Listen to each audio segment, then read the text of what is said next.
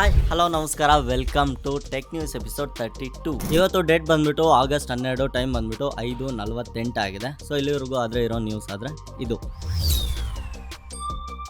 First news ಬಂದ್ಬಿಟ್ಟು Tesla owner Elon Musk ಅವ್ರ ಕಡೆಯಿಂದ. ಎಲಾನ್ ಮಸ್ಕ್ ಅವರು ChatGPT 5 ರಿಲೀಸ್ ಮಾಡಿದ ತಕ್ಷಣ ಇವ್ರು ಪ್ರೀ ಪ್ಲಾನ್ಡ್ ಆಗಿ ಮಾಡಿಟ್ಕೊಂಡಿರ್ತಾರೆ ಏನೋ ಗೊತ್ತಿಲ್ಲ. ಇಷ್ಟು ಬೇಗ ಹೆಂಗ್ ರಿಲೀಸ್ ಮಾಡ್ತಾರೆ ಅಂತ ನನಗಂತೂ ಅರ್ಥ ಆಗ್ತಿಲ್ಲ. ಗ್ರೋಕ್ ಎ ಇದೆಯಲ್ಲ, ಇವರ ಎಕ್ಸ್ ಆಪ್ ಅಲ್ಲಿ ನಿಮ್ಗೆ ಗೊತ್ತಿರ್ಬೋದು, ಗ್ರೋಕ್ ಅನ್ನೋದು ಇವ್ರದೊಂದು ಸಪರೇಟ್ ಎ ಇದೆ. ಇದು ಗ್ರೋಕ್ ಎ ನ ಹೊಸ ವರ್ಷನ್ ಗ್ರೋಕ್ AI 4 ನಾದ್ರೆ ರಿಲೀಸ್ ಮಾಡಿದ್ದಾರೆ. ಮೇ ಬಿ ಇವರು ಪ್ರೀ ಪ್ಲಾನ್ಡ್ ಆಗಿ ಇದನ್ನೆಲ್ಲ ರೆಡಿ ಮಾಡಿ ಇಟ್ಕೊಂಡಿರ್ತಾರೆ. ಈ ತರ ಕಾಂಪಿಟೇಷನ್ ಸ್ಟಾರ್ಟ್ ಆದಾಗ ಮಾತ್ರ ರಿಲೀಸ್ ಮಾಡ್ತಾರೆ ಅಂತ ಅನ್ಸುತ್ತೆ. ನಾನು ಯಾವ್ದೋ ಒಂದು ಮೀಮ್ ಅಲ್ಲಿ ನೋಡಿದ್ದೆ, 5G ನೇ ಫಾಸ್ಟ್ ಇರಬೇಕಾದ್ರೆ 6G ಇನ್ನೆಷ್ಟು ಫಾಸ್ಟ್ ಇರಬಹುದು ಅಂತ ಕ್ವಶನ್ ಕೇಳಿದಾಗ ಒಬ್ಬ ಟೆಲಿಕಾಂ ಕಂಪ್ನಿ ಅವ್ರು ಆನ್ಸರ್ ಮಾಡ್ತಾರೆ, ನಮ್ಮ ಹತ್ರ 6G ಅಲ್ಲ 20G ವರೆಗೂ ನಾವು ಮಾಡಿಟ್ಕೊಂಡಿದೀವಿ, ಟೈಮ್ ಬಂದಾಗ ಅದನ್ನ ರಿಲೀಸ್ ಮಾಡಿ ನಾವು ದುಡ್ಡು ಮಾಡ್ಕೊಂತೀವಿ ಅಂತ ಹೇಳ್ತಾರೆ. ಸೊ ಅದೇ ರೀತಿ ಇವರು ChatGPT 5 ನ ರಿಲೀಸ್ ಮಾಡಿದಾರಲ್ಲ, ಇವ್ರು ChatGPT 10, 15 ವರ್ಗೂ ಏನಾದ್ರು ಮಾಡಿಟ್ಕೊಂಡಿದ್ರೆ ಅನ್ನೋ ಗೊತ್ತಿಲ್ಲ.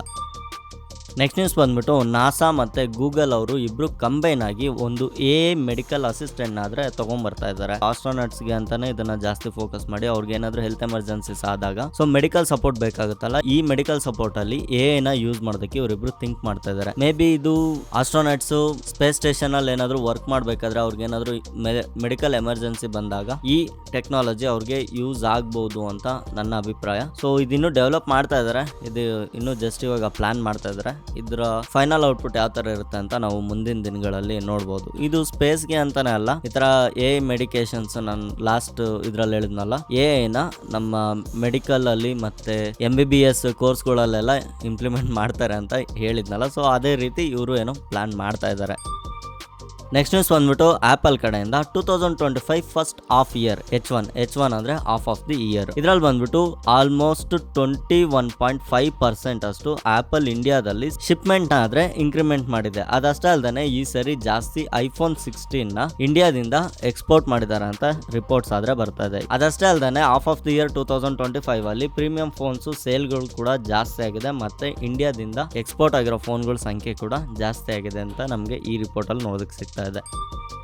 ನೆಕ್ಸ್ಟ್ ನ್ಯೂಸ್ ಬಂದ್ಬಿಟ್ಟು ಗೂಗಲ್ ಕಡೆಯಿಂದ. ಗೂಗಲ್ದು 20-21ನೇ ತಾರೀಕು ನಮಗೆ ಒಂದು ಇವೆಂಟ್ ನಡೆಯುತ್ತೆ. ಅದರಲ್ಲಿ ನಾನು ಲಾಸ್ಟ್ ಟೆಕ್ ನ್ಯೂಸ್ ಅಲ್ಲಿ ಬರೀ ಫೋನ್ಗಳ ಬಗ್ಗೆ ಆದ್ರೆ ಹೇಳಿದೆ. ಫೋನ್ಗಳು ಅಷ್ಟೇ ಅಲ್ದಾನೆ ಇದರಲ್ಲಿ ಪಿಕ್ಸೆಲ್ ವಾಚ್ 4, ಪಿಕ್ಸೆಲ್ ಬಡ್ಸ್ 2 ಏನಾದ್ರೆ ರಿಲೀಸ್ ಮಾಡ್ತಾ ಇದ್ದಾರೆ. ಇನ್ನೂ ಅಷ್ಟು ಕೆಲವು ಹೊಸ ಅಕ್ಸೆಸರೀಸ್ ಆದ್ರೆ ನೀವು ಈ ಲಾಂಚ್ ಅಲ್ಲಿ ನೋಡಬಹುದಾಗಿದೆ. ನೆಕ್ಸ್ಟ್ ನ್ಯೂಸ್ ಬಂದ್ಬಿಟ್ಟು ಆಪಲ್ ಕಡೆಯಿಂದ ಈ 2025 ಅಲ್ಲಿ ನಮಗೆ M4 ಸೀರೀಸ್ ನ ಡಿವೈಸ್ ಗಳನ್ನ ಲಾಂಚ್ ಮಾಡಿ ಒಂದು ದೊಡ್ಡ ಹೈಪ್ ನ ಕ್ರಿಯೇಟ್ ಮಾಡಿದ್ದಾರೆ. ಸೊ M4 ಸೀರೀಸ್ ಬಂದ್ಬಿಟ್ಟು ದಿ ಬೆಸ್ಟ್ ಪರ್ಫಾರ್ಮೆನ್ಸ್ ಕೊಡುವಂತ ಡಿವೈಸಸ್ ಗಳು ಅಂತ ಆಲ್ರೆಡಿ ಹೆಸರನ್ನಾದ್ರೆ ಪಡೆದಿದ್ವಿ. ಅದಷ್ಟೇ ಅಲ್ದೇನೆ ಇವಾಗ M5 ಕೂಡ ಅದ್ರ ಬಗ್ಗೆ ಜಾಸ್ತಿ ಏನು ನ್ಯೂಸ್ ಇಲ್ಲ, ಆದ್ರೆ ರೂಮರ್ಸ್ ಪ್ರಕಾರ M6 ಅಲ್ಲಿ ಮ್ಯಾಕ್ಬುಕ್ ಪ್ರೋ ಅಲ್ಲಿ ಬಂದ್ಬಿಟ್ಟು ನಮ್ಗೆ OLED ಡಿಸ್ಪ್ಲೇ ನೋಡೋದಕ್ಕೆ ಸಿಗುತ್ತಂತೆ. ಅದು 2027ಗೆ. ಆಕ್ಚುಲಿ ಯಾವುದೇ ಮ್ಯಾಕ್ಬುಕ್ ಗಳಲ್ಲಿ ನಮ್ಗೆ ಇದುವರೆಗೂ ಟಚ್ ಸ್ಕ್ರೀನ್ ನೋಡೋದಕ್ಕೆ ಸಿಕ್ಕಿಲ್ಲ, ಮತ್ತೆ OLED ಡಿಸ್ಪ್ಲೇಗಳು ನೋಡೋದಕ್ಕೆ ಸಿಕ್ಕಿಲ್ಲ. ನಮ್ಗೆ ಇದುವರೆಗೂ ಅದರಲ್ಲಿ LCD ಡಿಸ್ಪ್ಲೇಗಳನ್ನಾದ್ರೆ ಯೂಸ್ ಮಾಡ್ತಾ ಇದ್ದಾರೆ. ಬಟ್ ಆದ್ರೆ ಕ್ವಾಲಿಟಿ ಮಾತ್ರ ಟಾಪ್ ನಾಚ್ ಇದೆ, ಬೇರೆ ಯಾವುದೇ ಡಿಸ್ಪ್ಲೇಗಳಿಗೆ ಮ್ಯಾಚ್ ಮಾಡೋ ರೀತಿ ಅಂತೂ ಇಲ್ಲ. ತುಂಬಾ ಚೆನ್ನಾಗಿದೆ ಅಂತಾನೆ ಹೇಳ್ಬೋದು. ಪ್ರೈಸ್ ಸ್ವಲ್ಪ ಓವರ್ ಅನ್ನಿಸ್ಬೋದು, ಬಟ್ ಆದ್ರೆ ಪರ್ಫಾರ್ಮೆನ್ಸ್ ನ ಗಮನದಲ್ಲಿ ಇಟ್ಕೊಂಡು ನೋಡಿದ್ರೆ ಪೋರ್ಟಬಿಲಿಟಿ ಆಗಿರ್ಬೋದು ಎಲ್ಲ ಬಂದ್ಬಿಟ್ಟು ಮ್ಯಾಕ್ ಬುಕ್ಗಳು ತುಂಬಾ ಕನ್ವೀನಿಯಂಟ್. ಈ ನ್ಯೂಸ್ ನೋಡ್ಕೊಂಡು ಹೇಳ್ತಾ ಇರೋದು ಮ್ಯಾಕ್ ಬುಕ್ ಅಲ್ಲೇ. ಇದು ಮ್ಯಾಕ್ಬುಕ್ ಏರ್ M4. ಇದನ್ನ ನೀವೇನಾದ್ರೂ ಪರ್ಚೇಸ್ ಮಾಡ್ಬೇಕಂದ್ರೆ ಇದರ ಲಿಂಕ್ ನಾನು ಡಿಸ್ಕ್ರಿಪ್ಷನ್ ಅಲ್ಲಿ ಕೊಟ್ಟಿರ್ತೀನಿ, ಅಲ್ಲಿಂದ ಚೆಕ್ ಮಾಡ್ಬೋದು. ಸುಮಾರು ಟೈಮ್ ಅಲ್ಲಿ ನಮಗೆ ಅಮೆಜಾನ್, ಫ್ಲಿಪ್ಕಾರ್ಟ್ ಗಳಲ್ಲಿ ಸುಮಾರು ಡೀಲ್ಸ್ ಗಳು ತುಂಬಾ ಕಮ್ಮಿ ಪ್ರೈಸ್ ಗಾದ್ರೆ ನೋಡೋದಕ್ಕೆ ಸಿಗುತ್ತೆ. ಈ ಲ್ಯಾಪ್ಟಾಪ್ ನಾನು ತಗೊಂಡಾಗ ಅರೌಂಡ್ 95,000 ಇತ್ತು. ಇದೇ ಲ್ಯಾಪ್ಟಾಪ್ ನಿಮ್ಗೆ ಅರೌಂಡ್ 76-72,000 ಕೂಡ ಸಿಗೋ ಅಂತ ಒಂದು ಚಾನ್ಸ್ ಇರುತ್ತೆ. ಈ ತರದ ಏನಾದ್ರು ಸುಮಾರು ಡೀಲ್ಸ್, ಪ್ರೈಸ್ ಎರರ್ಸ್ ಆಗಿರೋದು ಏನಾದ್ರು ಇದ್ರೆ ನಾನು ಟೈಮ್ ಟು ಟೈಮ್ ನಮ್ಮ ವಾಟ್ಸ್ಆಪ್ ಚಾನಲ್ ಅಲ್ಲಿ ಪೋಸ್ಟ್ ಮಾಡ್ತಾ ಇರ್ತೀನಿ. ಇಲ್ಲಿರೋ QR ನ ಸ್ಕ್ಯಾನ್ ಮಾಡಿ ನೀವು ನಮ್ಮ ವಾಟ್ಸ್ಆಪ್ ಚಾನಲ್ಗೆ ಜಾಯ್ನ್ ಆಗ್ಬೋದು, ಅಥವಾ ಡಿಸ್ಕ್ರಿಪ್ಷನ್ ಅಲ್ಲಿ ನಮ್ಮ ವಾಟ್ಸ್ಆಪ್ ಚಾನಲ್ ಲಿಂಕ್ ಕೊಟ್ಟಿರ್ತೀನಿ, ಅಲ್ಲಿಂದನೂ ಒಂದ್ಸರಿ ಚೆಕ್ ಮಾಡಿ. ನೆಕ್ಸ್ಟ್ ನ್ಯೂಸ್ ಬಂದ್ಬಿಟ್ಟು ವಿವೋ ಕಡೆಯಿಂದ. ವಿವೋದವರು ಆಪಲ್ ಅವ್ರ ತರ ಏನೋ ದೊಡ್ಡದಾಗಿ ಸಾಧನೆ ಮಾಡೋಣ ಅಂದ್ಬಿಟ್ಟು ಆಪಲ್ ವಿಷನ್ ಪ್ರೋ ಬರ್ತಿತ್ತಲ್ಲ, ಅದೇ ತರದ ಇವರು ಒಂದು ಮಿಕ್ಸ್ಡ್ ರಿಯಾಲಿಟಿ ಹೆಡ್ಸೆಟ್ ನಾದ್ರೆ ಲಾಂಚ್ ಮಾಡೋದಕ್ಕೆ ತುಂಬಾ ಕುಣಿತಾ ಇದ್ದಾರೆ. ನೋಡೋಣ ಅದ್ರ ಕತೆ ಏನಾಗುತ್ತೋ. ಆಪಲ್ ವಿಷನ್ ಪ್ರೋದು ಜಾಸ್ತಿ ಟಾಕ್ಸೇ ಇಲ್ಲ, ಅವ್ರು ಆಪಲ್ ಅವ್ರು ಅದನ್ನ ಸೈಡ್ಗೆ ಬಿಟ್ಬಿಟ್ಟಿದ್ದಾರೆ ಅನ್ಸುತ್ತೆ. ಅದ್ರ ಬಗ್ಗೆ ಜಾಸ್ತಿ ಹೇಟ್ ಸ್ಪ್ರೆಡ್ ಆಗ್ತಿದ್ದಂಗೆ ಅಥವಾ ಅದನ್ನ ಯಾರು ತಗೊಳ್ದೇ ಇದ್ದಾಗ ಅದನ್ನ ತುಂಬಾ ಅಲ್ಲ, ಅದ್ರ ಬಗ್ಗೆ ಗಮನನೇ ಬಿಟ್ಬಿಟ್ಟಿದ್ದಾರೆ ಅನ್ಸುತ್ತೆ. ಇಲ್ಲಾಂದ್ರೆ ಅದ್ರ ಬಗ್ಗೆ ಆಪಲ್ ನ ಅಫಿಷಿಯಲ್ ಯೂಟ್ಯೂಬ್ ಚಾನಲ್ ಅಲ್ಲಾಗ್ಲಿ, ವೆಬ್ಸೈಟ್ ಅಲ್ಲಾಗ್ಲಿ ಒಂದಾದ್ರೂ ಒಂದು ಹೊಸ ಇನ್ವೆನ್ಷನ್ ಮಾಡಿರೋದು, ಇಲ್ಲ ಅದನ್ನ ಟ್ರೈ ಮಾಡಿರೋದು, ಇಲ್ಲ ಅದನ್ನೆಲ್ಲಾದ್ರೂ ಒಂದು ಒಳ್ಳೆ ಯೂನಿವರ್ಸಿಟಿಲೋ ಕಾಲೇಜಲ್ಲೋ ಯೂಸ್ ಮಾಡಿರೋ ಅಂಥದ್ದು, ಇದನ್ನೇನಾದ್ರೂ ಒಂದು ಅವ್ರು ಮಾಡ್ತಾ ಇದ್ರು. ಸೊ ಅದನ್ನೇನು ಮಾಡಿಲ್ಲ. ನೆಕ್ಸ್ಟ್ ನ್ಯೂಸ್ ಬಂದ್ಬಿಟ್ಟು ಓಪೋ ಕಡೆಯಿಂದ ಓಪೋ ಎನ್ಕೋ ಬಡ್ಸ್ 3 Pro ನಮಗೆ ಇಂಡಿಯಾದಲ್ಲಿ ಲಾಂಚ್ ಆಗಿದೆ. ಇದು ಬಂದಿರೋ ವಿಷಯ ಏನಂದ್ರೆ ಬಿಗ್ಗೆಸ್ಟ್ ಬ್ಯಾಟ್ರಿ ಲೈಫ್ ಅಂತ ಹೇಳ್ಬೋದು. ಕಂಟಿನ್ಯೂಸ್ ನಮ್ಗೆ ಇದ್ರಲ್ಲಿ ಆಲ್ಮೋಸ್ಟ್ 54 hours ನ ಬ್ಯಾಟ್ರಿ ಟೈಮ್ ಆದ್ರೆ ನೋಡೋದಕ್ಕೆ ಸಿಗುತ್ತೆ. ಬಡ್ಸ್ ಮತ್ತೆ ಕೇಸು ಎರಡರದ್ದು ಓವರ್ ಆಲ್ ಸೇರ್ಕೊಂಡು ಇಷ್ಟು ಟೈಮ್ ನ ಆದ್ರೆ ಇದು ಪ್ಲೇ ಟೈಮ್ ನ ಕೊಡುತ್ತೆ ಅಂತ ಹೇಳ್ಬೋದು. ನೆಕ್ಸ್ಟ್ ನ್ಯೂಸ್ ಬಂದ್ಬಿಟ್ಟು ನಮ್ಮ ಟ್ರಂಪ್ ಗೌರ್ಮೆಂಟ್ ಕಡೆಯಿಂದ US ಗೌರ್ಮೆಂಟ್ ಬಂದ್ಬಿಟ್ಟು AI ಚಿಪ್ಗಳ ಸೇಲ್ಸ್ನಾದ್ರೆ ತುಂಬಾ ಕಮ್ಮಿ ಮಾಡ್ತಾ ಇದೆ. ಯಾಕಂದ್ರೆ AI ಚಿಪ್ಸ್ ಬಂದ್ಬಿಟ್ಟು ನಮ್ಗೆ ಆಲ್ಮೋಸ್ಟ್ ಎಲ್ಲ ಚೈನಾದಲ್ಲೇ ರೆಡಿ ಆಗೋದು. ಎನ್ವಿಡಿಯಾ ಮತ್ತೆ AMD ಅವರು ಅಮೆರಿಕನ್ ಗೌರ್ಮೆಂಟ್ಗೆ ಒಂದು ಪ್ರಾಮಿಸ್ ಮಾಡಿದ್ದಾರೆ. ಇವರು ಏನ್ ಅಗ್ರಿಮೆಂಟ್ ಮಾಡ್ಕೊಂಡಿದ್ದಾರೆ ಅಂದ್ರೆ ಇವರು ಏನೇ ಚೈನಾದಿಂದ ಮಾಡಿಸಿರುವಂತ ಚಿಪ್ಸ್ ಇದೆಯಲ್ಲ ಅದರ 15% ರೆವಿನ್ಯೂನ ಅಮೆರಿಕನ್ ಗೌರ್ಮೆಂಟ್ಗೆ ಪೇ ಮಾಡ್ತೀವಿ ಅಂತ ಒಂದು ಅಗ್ರಿಮೆಂಟ್ ಮಾಡ್ಕೊಂಡಿದ್ದಾರೆ. ಏನ್ ಗುರು ಬಿಸ್ನೆಸ್ ಮಾಡೋದು ಗೌರ್ಮೆಂಟ್ ಹತ್ರ ಇಷ್ಟೊಂದು ಕಷ್ಟನಾ?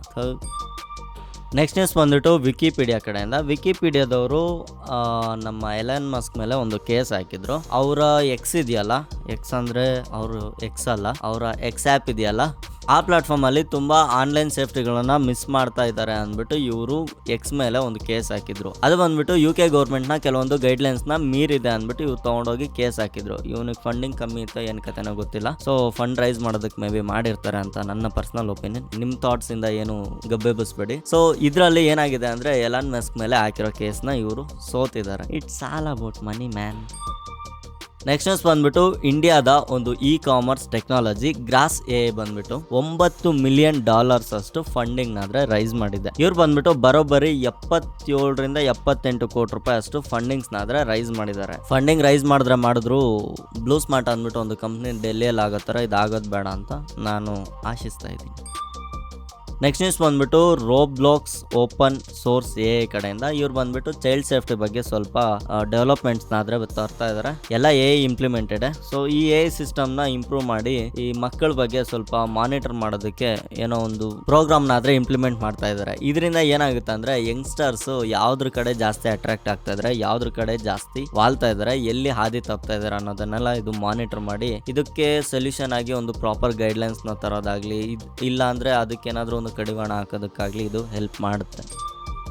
ನೆಕ್ಸ್ಟ್ 2 ನ್ಯೂಸ್ಗಳು ಬಂದ್ಬಿಟ್ಟು ಡೆಲ್ಲಿದು. ಒಂದು ಬಂದ್ಬಿಟ್ಟು ಸುಪ್ರೀಂ ಕೋರ್ಟ್ ಒಂದು ಆರ್ಡರ್ ಮಾಡಿದೆ, ಎಲ್ಲಾ ಸ್ಟ್ರೀಟ್ ಡಾಗ್ಸ್ಗಳನ್ನ ರಿಮೂವ್ ಮಾಡಬೇಕು, ಇದನ್ನ ತಗೊಂಡೋಗಿ ಒಂದು ಈ ಡಾಗ್ ಕೇರ್ ಸೆಂಟರ್ಸ್ ಇರ್ತಾವಲ್ಲ ಅಂತ ಜಾಗಕ್ಕೆ ಸೇರಿಸಬೇಕು ಅಂತ. ಸೊ ಈ ನಾಯಿಗಳಿಂದ ಅವ್ರಿಗೇನು ಪ್ರಾಬ್ಲಮ್ ಆಗ್ತಿತ್ತು ಅಂತ ನನಗೆ ಗೊತ್ತಿಲ್ಲ. ಆಕ್ಚುಲಿ ಡೆಲ್ಲಿಯಲ್ಲಿ ತುಂಬಾ ಟೈಮಲ್ಲಿ ಜಾಸ್ತಿ ಬಿಸಿಲಿರುತ್ತೆ, ಟೆಂಪ್ರೇಚರ್ ತುಂಬಾ ಹೈ ಇರುತ್ತೆ. ನಾನು ಕೋಲ್ಡ್ ಟೈಮಲ್ಲಿ ಒಂದ್ಸರಿ ವಿಸಿಟ್ ಮಾಡಿದ್ದೆ ಡೆಲ್ಲಿಗೆ. ಆವಾಗ ಪ್ರತಿಯೊಂದು ನಾಯಿಗೂ ಸ್ವೆಟರ್ಗಳನ್ನ ಹಾಕ್ತಿದ್ರು. ಅದು ಅವ್ರ ಗೌರ್ಮೆಂಟ್ ಆಗ್ತಿತ್ತೋ ಇಲ್ಲ ಅಲ್ಲಿರೋ ಲೋಕಲ್ ಸಿಟಿಸನ್ಸ್ ಆಗ್ತಿದ್ರು, ಅದು ನನಗಂತೂ ಗೊತ್ತಿಲ್ಲ. ಆ ಎಲ್ಲಾ ನಾಯಿಗಳು ಸ್ವೆಟರ್ಗಳನ್ನ ಹಾಕಿಡ್ತಾ ಇದ್ರು. ಅದು ತುಂಬಾ ಚಳಿ ತಾಳಲಾರದೆ ನನ್ ಕಣ್ ಮುಂದೆ ಸುಮಾರು ನಾಯಿಗಳು ಸ್ಟ್ರೀಟ್ಸ್ ಅಲ್ಲೆಲ್ಲ ಸತ್ತಿರೋದು ನಾನು ನೋಡಿದ್ದೀನಿ. ಸೊ ತುಂಬಾ ಕಷ್ಟ ಅನ್ಸುತ್ತೆ ಅವನ್ನೆಲ್ಲ ನೋಡೋದಕ್ಕೆ. ಸೊ ಸಿಟಿಸನ್ಸ್ಗೆ ಈ ತರ ತೊಂದರೆ ಮಾಡೋದು ಬೇಡ ಅನ್ನೋ ಉದ್ದೇಶದಿಂದ ಸುಪ್ರೀಂ ಕೋರ್ಟ್ ಒಂದು ಸ್ಟೆಪ್ ತಗೊಂಡಿರ್ಬೋದು. ಮೇ ಬಿ ಇದನ್ನ ತಗೊಂಡೋಗಿ ಒಂದು ಜೈಲಲ್ಲಿ ಕೂಡ ಹಾಕೋದಕ್ಕಿಂತ ಈ ತರ ಫ್ರೀಡಮ್ ಆಗಿ ಬಿಡೋದೇ ಒಳ್ಳೇದು ಅಂತ ನನ್ನ ಪರ್ಸನಲ್ ಒಪಿನಿಯನ್.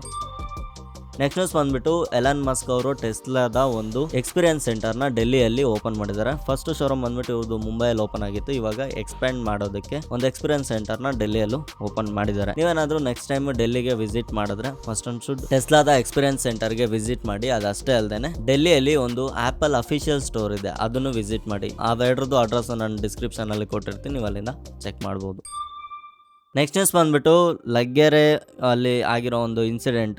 ಹೊಸದಾಗಿ 23 ವರ್ಷದ ಮಹಿಳೆ ಅವರು ಗೀತಾ ಅಂತ ಅವ್ರ ಹೆಸರು, ಮದುವೆ ಆಗಿದ್ದಾರೆ. ಸೊ ಮದುವೆ ಆಗಿ ಜಸ್ಟ್ 3 months ಆಗಿದೆ ಅಷ್ಟೇ. 3 months ಗಂಡ ಹೆಂಡತಿ ಎಲ್ಲೋ 2-wheeler ಹೋಗ್ಬೇಕಾದ್ರೆ ಟ್ರಕ್ಗೆ ಗುದ್ದಿ ಅವರು ಅಲ್ಲೇ ಸ್ಪಾಟ್ ಅಲ್ಲಿ ಡೆತ್ ಆಗಿದ್ದಾರೆ. ಮತ್ತೆ ಅವ್ರ ಹಸ್ಬೆಂಡ್ ಬಂದ್ಬಿಟ್ಟು ಇಂಜೂರ್ ಆಗಿದ್ದಾರೆ. ಸೊ ಮೊಮ್ಮಗಳಿಗೆ ಈ ತರ ಆಯ್ತಲ್ಲ ಅಂತ ಕೇಳಿದ್ದ ಅವ್ರ ಅಜ್ಜಿ, ಅವ್ರ ಹೆಸರು ರಾಕಮ್ಮ ಅಂತ, ಅವರು ಸಡನ್ಲಿ ಹಾರ್ಟ್ ಅಟ್ಯಾಕ್ ಆಗಿ ಅವರು ತೀರ್ಕೊಂಡಿದ್ದಾರೆ. 2-wheeler ಸೇಫ್ ಅಲ್ಲ, ಬೇರೆ ಕಂಟ್ರಿಗಳಲ್ಲೆಲ್ಲ 2-wheelerಗೆ ಅಂತಾನೆ ಒಂದು ಸಪರೇಟ್ ಲೈನ್ ಕೊಟ್ಟಿರ್ತಾರೆ.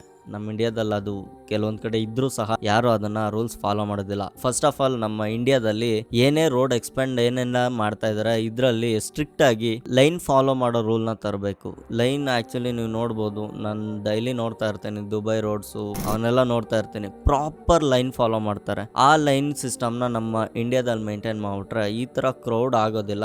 ಬಟ್ ಬೆಂಗಳೂರು ಬಂದ್ಬಿಟ್ಟು ತುಂಬಾ ಕಂಜೆಸ್ಟೆಡ್ ಏರಿಯಾ ಅಂತ ಹೇಳ್ಬೋದು. ಇದನ್ನ ಎಕ್ಸ್ಪ್ಯಾಂಡ್ ಮಾಡಬೇಕು. ಯಾವ ತರ ಅಂದ್ರೆ ಡೆಲ್ಲಿಯಲ್ಲಿ ನಾವು ಆಲ್ ಓವರ್ ಡೆಲ್ಲಿ ಎಲ್ಲೇ ಹುಡುಕಿದ್ರು ನಮ್ಗೆ ಮ್ಯಾಕ್ಸಿಮಮ್ 3 ಅಥವಾ 4 ಫ್ಲೋರ್ಗಿಂತ ಜಾಸ್ತಿ ಬಿಲ್ಡಿಂಗ್ಸ್ ನೋಡೋದಕ್ಕೆ ಸಿಗೋದಿಲ್ಲ. ತುಂಬಾ ಹೈಟ್ ಇರುವಂತ ಬಿಲ್ಡಿಂಗ್ಸ್ ನಮ್ಗೆ ಡೆಲ್ಲಿಲಿ ನೋಡೋದಕ್ಕೆ ಸಿಗೋದಿಲ್ಲ. ನಾನು ಪರ್ಸನಲಿ ನೋಡಿರೋಂಥದ್ದು, ನಾನು ಅಬ್ಸರ್ವ್ ಮಾಡಿರೋಂಥದ್ದು. ನಮ್ಮ ಬೆಂಗಳೂರಲ್ಲಿ ಏನಾಗಿದೆ ಅಂದ್ರೆ 26, 28 ಫ್ಲೋರ್, 30 ಫ್ಲೋರ್ ವರೆಗೂ ಪರ್ಮಿಷನ್ ಕೊಡ್ತಾರೆ. 30 ಫ್ಲೋರ್ ಹಿಂಗ್ ಹೋಗುತ್ತೆ, ಬಟ್ ಆಗ್ಲೇ ಎಲ್ಲಿದೆ ಜಾಗ. ಸೊ ಅದರಿಂದ ಏನಾಗುತ್ತೆ ಅಂದ್ರೆ ಒಂದೇ ಚಿಕ್ಕ ಏರಿಯಾದಲ್ಲಿ ಜಾಸ್ತಿ ಕುಟುಂಬಗಳು ವಾಸವಾಗೋದಕ್ಕೆ ಸ್ಟಾರ್ಟ್ ಆದಾಗ ಅಲ್ಲಿ ಟ್ರಾಫಿಕ್ ಅನ್ನೋದು ಆಬ್ವಿಯಸ್ಲಿ ಜಾಸ್ತಿ ಆಗೇ ಆಗುತ್ತೆ. ಸೊ ನೋಡಿದ್ರಲ್ಲ ಫ್ರೆಂಡ್ಸ್, ಇದಾಗಿತ್ತು ಇವತ್ತಿನ ಕಂಪ್ಲೀಟ್ ಟೆಕ್ ನ್ಯೂಸ್ ಕಹಾನಿ. ನೆಕ್ಸ್ಟ್ ವಿಡಿಯೋದಲ್ಲಿ ಇನ್ನಷ್ಟು ಹೊಸ ವಿಷಯಗಳ ಜೊತೆ ಆದ್ರೆ ನಾನು ನಿಮ್ಮ ಮುಂದೆ ಇರ್ತೀನಿ. ಮತ್ತೆ ಇವತ್ತಿನ ಮಂಗಳವಾರ ನಿಮ್ ದಿನ ಹೇಗ್ ನಡೀತು ಏನು ಸ್ವಲ್ಪ ಕಥೆಗಳು ನನಗೆ ಕಮೆಂಟ್ ಬಾಕ್ಸ್ ಅಲ್ಲಿ ತಿಳಿಸಿ. ಅಡ್ಗೆ ಚೆನ್ನಾಗಿಲ್ಲ ಅಂತ ಮನೇಲಿ ಯಾರು ಗಲಾಟೆ ಮಾಡಕ್ ಹೋಗ್ಬೇಡಿ ಫ್ರೆಂಡ್ಸ್, ಯಾಕಂದ್ರೆ ಮನೇಲಿ ಇರೋರು ಕೂಡ ಬೆಳಗಿಂದ ಸಾಯಂಕಾಲವರೆಗೂ ಕೆಲಸ ಮಾಡಿ ಅವ್ರಿಗೂ ಸ್ವಲ್ಪ ಸ್ಟ್ರೈನ್ ಆಗಿರುತ್ತೆ. ಇರೋ ಟೆನ್ಷನ್ಸ್ನೆಲ್ಲ ಮರೆತು ಆರಾಮಾಗಿ ಊಟ ಮಾಡಿ ಮಲ್ಕೊಳ್ಳಿ ಅಂತ ಹೇಳ್ತಾ ಈ ವಿಡಿಯೋನಲ್ಲಿ ಎಂಡ್ ಮಾಡ್ತಾ ಇದ್ದೀನಿ. ಎಲ್ರಿಗೂ ಗುಡ್ ನೈಟ್,